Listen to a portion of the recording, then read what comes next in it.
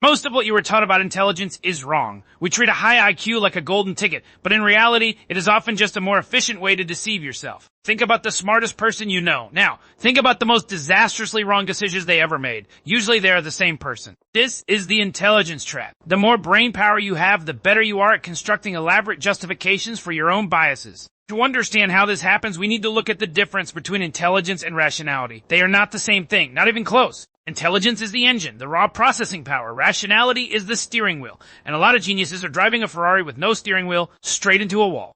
Why does this happen? Because the brain hates being wrong. It prefers a consistent story over an accurate one. Every single time. When a regular person makes a mistake, they might just say, I messed up. But a high IQ person?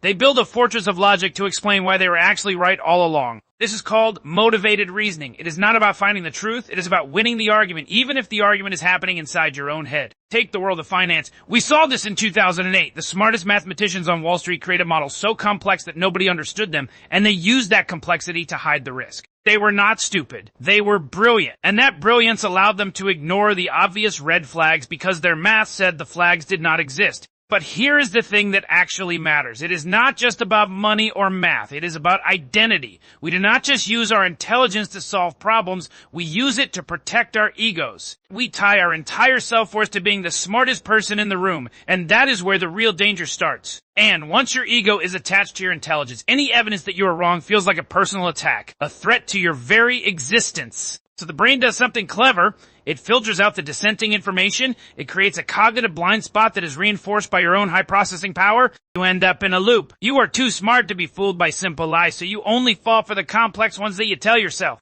It is a seductive trap. The more you know, the more you think you can trust your intuition. But intuition is just pattern recognition, and patterns can be wrong. The real danger is that intelligence provides the tools to justify almost any belief. Give a smart person a conspiracy theory, and they will find a way to make it look like a scientific paper. So how do we escape this? How do you stop being a victim of your own brain? It starts with a terrifying realization. You have to accept that you are just as capable of being stupid as anyone else. In fact, because of your intelligence, you might actually be better at it. True intelligence is not about knowing all the answers. It is about having the courage to admit that your current answers are probably wrong. Stop trying to be the smartest person in the room and start trying to be the most curious.